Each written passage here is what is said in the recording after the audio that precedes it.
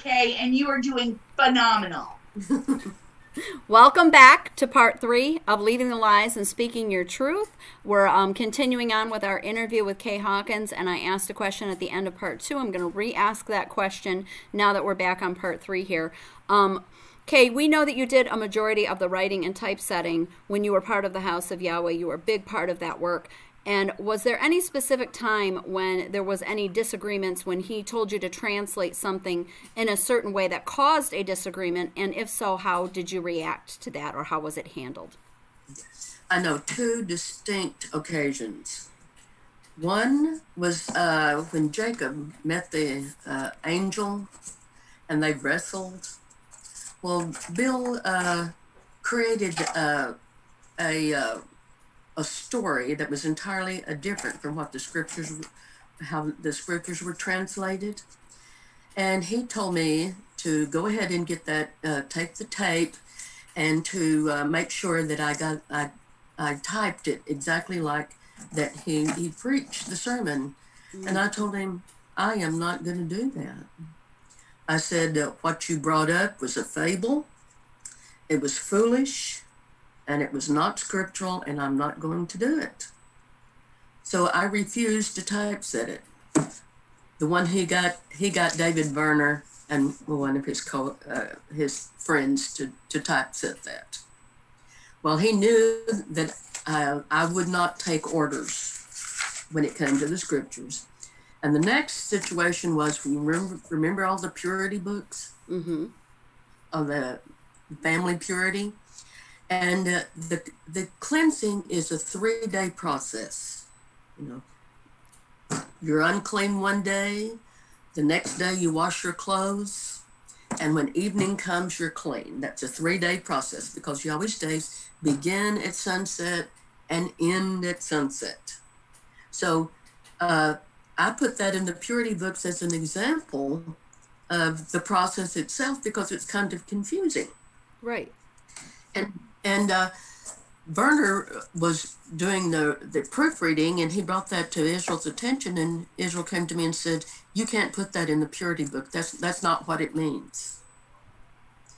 I said, well, what does it mean? He said, it means the women can't come up to the mountain. That's what it says. Mm-hmm. So So I said, well, I don't see that, because the whole house of Israel went to Mount Horeb when Moshe went up the mountain. So the women did not go with the men. And you can't put that in the purity books because that's not what it means. So do you assume that he was saying that because was this in the process of trying to bring in the multiple marriage and the head of household and gaining more control over the women in the congregation at that time? Okay. That's exactly how I perceived it. Okay. And so instead of putting that in the purity books, I wrote it completely out. It's not anywhere near there. And he didn't find out about it till 2 or 3 months later when Werner told him that it wasn't in there. Mm-hmm. Okay, I just want to repeat one thing. He told her to put it in it. She wrote it out. He did not even know, even after he signed his name, it was not in there until one of his goons read it and then let him know. That's what this woman did. This one right here did this for the overseer, one of the 2 witnesses, as he's putting it, the man that is better than Yeshua, the Messiah himself, did.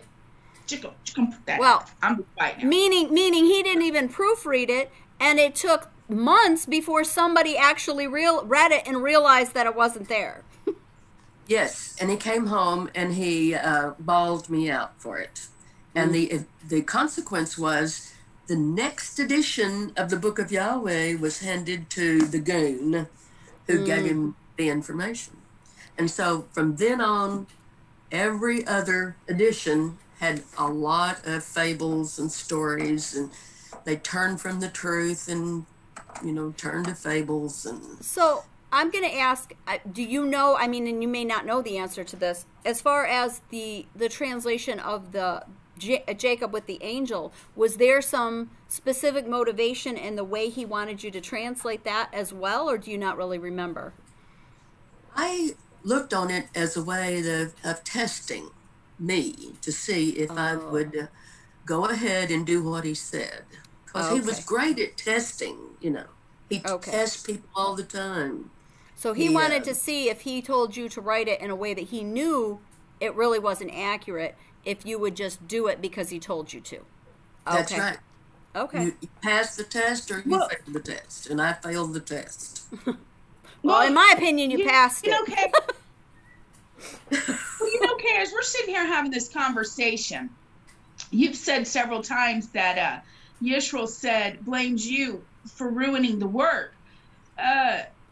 Maybe, Kay, it was your fault. And I'm going to tell you why. Because the truth stopped being told because you left. Yes, I did. But no, there was nothing else to do. No one would listen.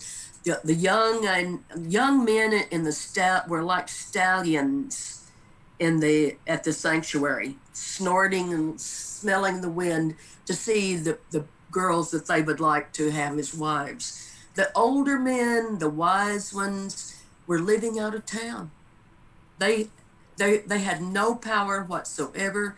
Israel would push them older ones away. They were not in on the private conversations, like said when they had like one of the men said during that sermon for the wives and everything. He said, I went to confront Israel Hawkins, and when I left there, I was so relieved because he had told him that what he was doing on the side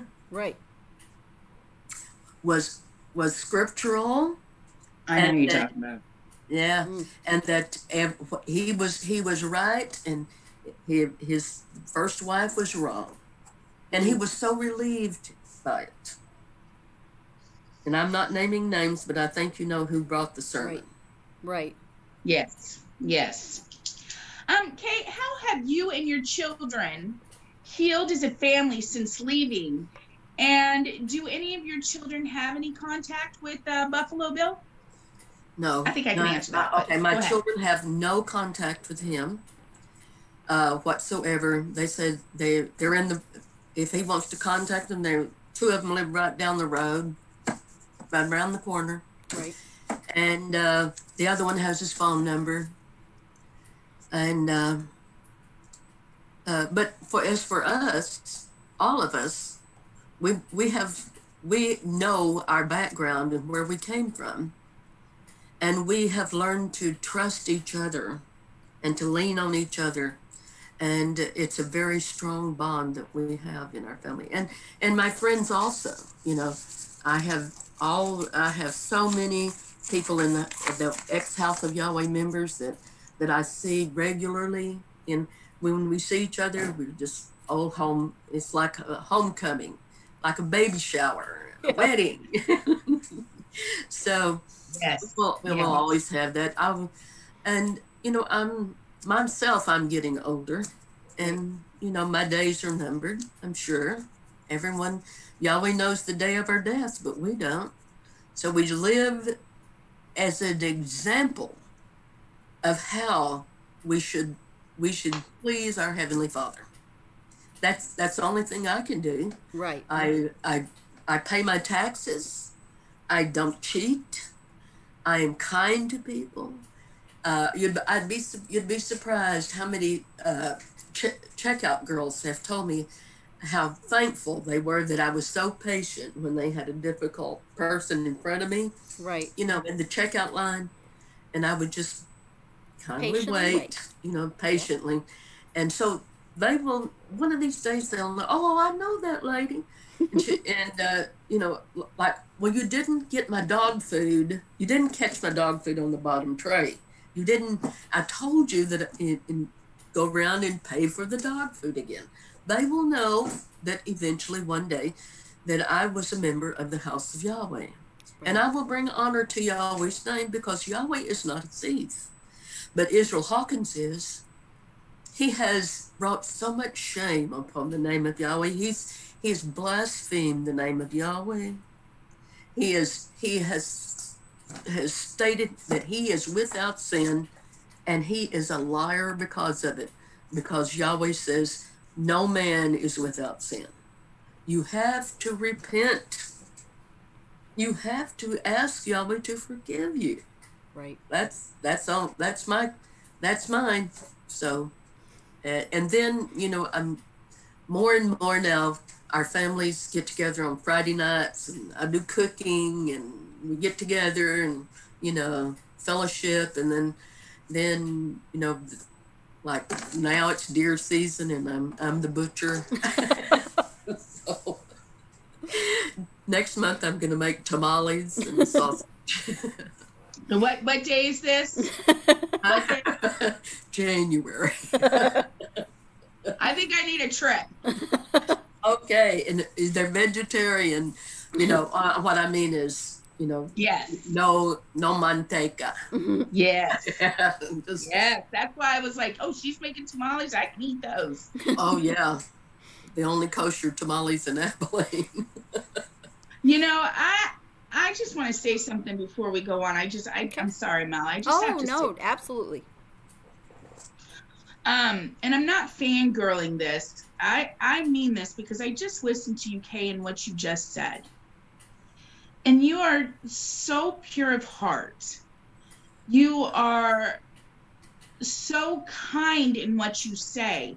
And we have sat here for the last hour and a half, I think, retreading memories that were heartbreaking and cruel and full of anger and full of angst. And yet you never once spilled guile or any of that hatred that you could have. And yet you sit here and just speak of kind and love. And I need for people to comprehend and understand what I'm saying to you, because there have been rumors out there. I need for people who are watching to this and to comprehend. I've known Kay since I was 15 years old. Kay, her yes was yes and her no was no. What you see in this interview of no anger, of no guile, of no misery, of no hate, is who this woman is. Absolutely. And Yahweh. Yes. And I just want to thank you for setting that example for me, because my head, I'm sitting here watching you, and my husband and I today read Philippians, and it said, always be kind in what you say and stuff. And I'm sitting here listening to, and those verses are coming back to me, and I'm thinking to myself, you're an incredible woman, Kay. And that is not my fangirl side. I honestly mean that. Well, may I be always, and may we all make it into the kingdom. See, that's our hope. Yeah. That's our hope. No, So, I think that was very good. I'm glad you stopped and said that, Autumn, because it does need to be pointed out, and especially for anybody who's in the house of Yahweh who came after Kay left, doesn't know Kay as a person or know her personally, may be watching, Yes. and may know her as the devil, because that's the new teaching there, is that, and they can see now, hopefully by watching and seeing you, that you are no devil. There is no devil before us. Come and say hello to me. I hope I'm very nice to you. I will try to be. I will be. Love it. I love it. So, Kay, do you have, by any chance, do you have any triggers or PTS moments that you've had or experienced since leaving the house of Yahweh? And if so, how have you coped with those moments? And are you willing, or can you share with us what some of those triggers may be for you, or when you have moments like that? Well, actually, when I first came out, and for many, many years afterwards, I would have bad dreams. And I would wake up, out of it, and say, thank you, Yahweh, that I'm not in that anymore. So you would dream that you were back in the house of Yahweh? Yes.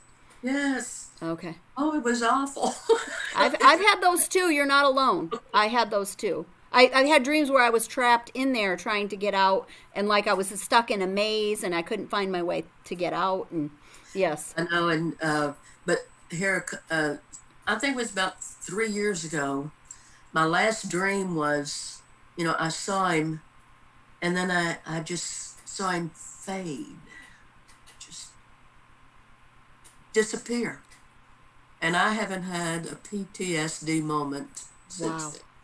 Wow. Oh, wow. Well, that was very prophetic. That's But Wow. it's 20-something years. And right. 1995 to what is today? 95, 2005, 22. 2015, Yep.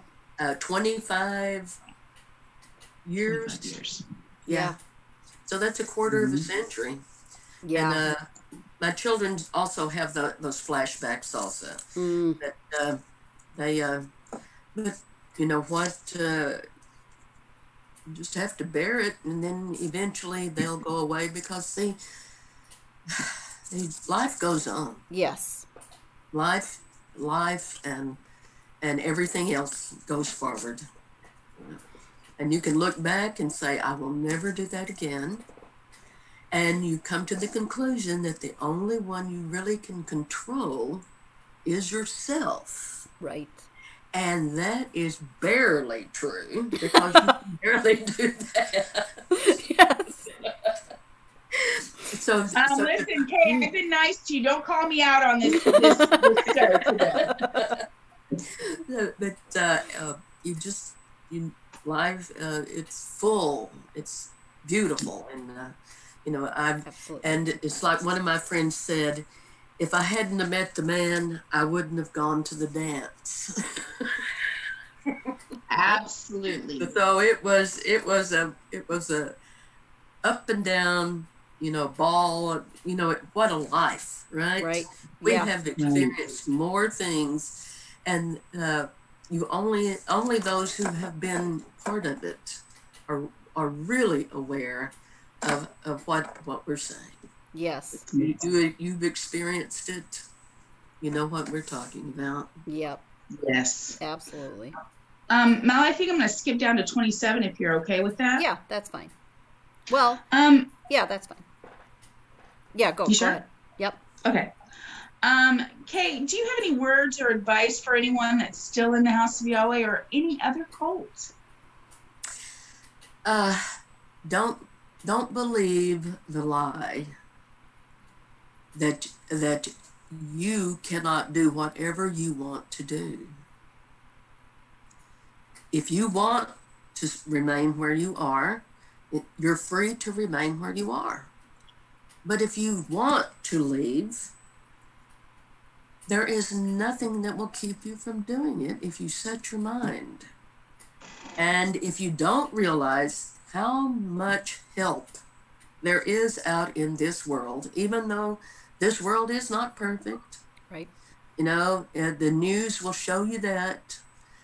And the television is full of evil, so you can't believe that.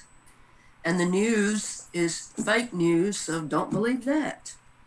But there are people who are willing to help if you are willing to seek it. Absolutely. Absolutely. And Mel and Ariel, if you want to know where that help is, contact them. They will let you know how to reach them, and they will tell you how to get out and get all the help you need, get food and clothing and shelter, and find a way to straighten out your mind a little bit and try to get over the fear of living in this world. Yes. There you go. That's the number one thing. Yes. Yes. Yes. And we actually, I'm glad we're talking about this too, because it actually just made me think of something too, that we actually know that there are people leaving, or people after they leave that are still in there, that nowadays, a lot of these younger people that are leaving don't have birth certificates, don't have any ID, don't have any way to prove who they are, and they don't even know where to start. Just so you know, we have some resources and we can help you with that too. So We know where to send Yes. you, and we know people that can help you get started in getting some of that stuff rolling, getting a social Yes. security card, because those are all things you need to function in this world. And those are things that you're going to need help with, and we have resources that we can defer you to that can help you along that path too. And there's one other thing, contacting you.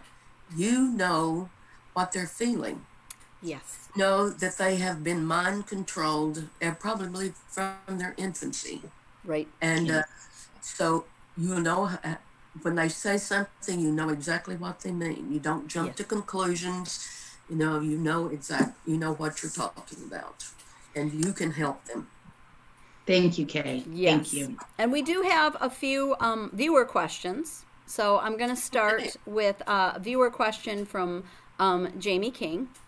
And Jamie wanted to know, did you try to take anybody else with you or save them when you left? Maybe because you were feeling responsible for bringing people in, that you wanted to save them from future misery. And she said there's no judgment in her question. She was just wondering. She said because she only had the ability to think about herself when she left, and she now feels a little bit bad and guilty about that. Well, you're in survival mode. You are dying. Yes. And you can only help yourself. Actually, my exit was very undramatic. I just left. It was. It actually And never was. came back. There wasn't any. We're on the bill that came, and then you're just gone. Here's the funny thing. Here's the funny thing, Autumn. And I technically we were all excommunicated, and Kay knows that. She's got her papers too. But what Bill didn't know is that we were all talking that night, and we were planning on not going to the next Sabbath service because we had decided the one before that was our last one anyway. So we were already walking out. He just made sure that we couldn't go back. Praise Yahweh for that. He released from bondage. It was the hand of Yahweh. Yes. That brought us. There you go. Okay, Jamie King also asked, and I love this question because I've actually been asked it before. How did you manage to move on with your spirituality? Well, actually, my spirituality began when I was very, very young. I slept with my grandmother. I can't remember her face. No, I cannot do that. But I remember she hugged me, and I slept with her. And I remember the day that she went to the hospital, and then I never saw her again. And then the day of the funeral, a lady, one of the neighbors, was watching me and my twin sisters. And I said, well, where's Grandmama? And she said, well, she's in heaven. And she's looking down at you right now. And about 3.5, 4 years old, here I am going, well, if my grandmother saw me, she's looking at me. If she's looking at me, she would come and get me. And since she didn't come and get me, then she didn't see me. So I didn't believe anybody went to heaven when they died. And the next one was I think I was in the 5th grade. We just had our Christmas party and everything, and they had a set of Encyclopedia Britannica, and I said, well, I'm going to open up to the sea for Christmas and see, what the holiday is all about, because all I ever had was Santa and the tree and all this other stuff. And then I was shocked when the book revealed that it was actually the festival of the Saturnalia. And the ancient Romans had been doing it for thousands of years. And then the Christians just took that holiday and veneered it with the Christian covering. And after that, I said, I was kind of scared, and I went home to my mother, and I said, Mom, is there any Jewish church around here that anybody could go to, because I knew the Jews didn't keep Christmas. I knew that. And Mother said, no, there's not. But they don't believe in Jesus either. So you can't go to no Jewish church. That was my second religious experience. And my third one was actually when I met Israel Hawkins for the first time. One of his pickup lines was, do you know you don't go to heaven when you die? And I said, I believe that for I don't know how long. The light just went up, you know. Here, he might know something about the scriptures, because I had been looking for a church went to church on Saturday, but still believed in the Messiah. Right. And then Yahweh allowed me to be a part of one that started a great church. And now his fell into disrepair, and the altar has been defiled. The prayers do not go above the ceiling. There's oppression and hunger and sorrow and crying. And I know that Yahweh, if you cry out to Yahweh, he will hear you. And he will show you the way. Amen. Absolutely. Absolutely. Mel, all three of Cody's questions, Kay has yet again answered, but why don't we give Cody his shout out and just say the questions? Yes. Do you just want to do that, and then you do that? Just say his questions because she's answered them, so he can have his little shout out, or we don't have to say them at all, and then I can ask the next one. That way, you can ask the final question, because I'm excited to hear the answer on this final question. Okay. Final question, Kay. We'll give Cody his shout out. Cody, thank you for all of your questions. Cody Maples actually submitted 3 questions, but throughout the interview, they've all been answered. Yes. And then the next question is by Sarah Beth. Okay, you remember Sarah Beth. That's my oldest. She's 9 days younger than your Melody's oldest, your grandson. Yes. Wow. She would like to know, did you fear Buffalo Bill early on? And if so, why? I mean, what caused you to fear him? He was unpredictable. You live with a person who has a bipolar personality, and I had never done that before. And he would go into a rage just for nothing. I guess it was a way to control people, you know, to instill fear into them. But I guess I just coped. You know, I didn't want to be a 3-time loser in the marriage game, you know? Right. Because I had 2 sad marriages before I met Buffalo Bill. And so he was my 3rd husband, and I didn't want to mess that one up. So I tried my very best to comply as much as I could. But I too was a very headstrong person. My mother had taught us, you know, you can do anything you set your mind to do. Right. Just, you know, you can control yourself. You can be what you want to be. And that's what I told my children too. Mm-hmm. Israel would tell my children, you will never amount to anything without me. Wow. And I would tell him, no, that is not true. I said, you can do anything you want to do. Don't listen to that. So, you know, I don't know how many others he told, but he told my children that they wouldn't amount to anything without him. So, all right. Here's our final question. It's actually from your son, David. He wants to know where you put his good shovel. Which one? I don't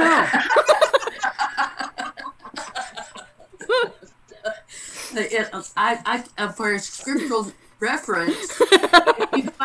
If you find something that doesn't belong to you, make sure you put it up, and when that person comes looking for it, you can give it to them.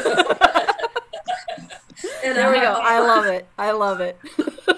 I love it. Hey, I want to thank you so very much for coming on here, for speaking to us, for being so open and honest. Thank you for teaching me things along the way. I am just so appreciative that you gave just our little teeny tiny show a shout out and came on here for us so people can hear your truth, the truth, when you left the lies. Absolutely. I appreciate you so much, Kay. Yes, right. Thank you, Kay. It's been wonderful, and it's been like a little reunion. As you said, whenever Axe House Yahweh members get together, it's just like a little reunion, and it's been so fun. It's been very enjoyable. We all have an emotional connection that is remarkable. Yes. Yahweh bless you. Yes. And we'll talk to y'all again, and I hope you're very successful. Thank you. Thank you. We appreciate that.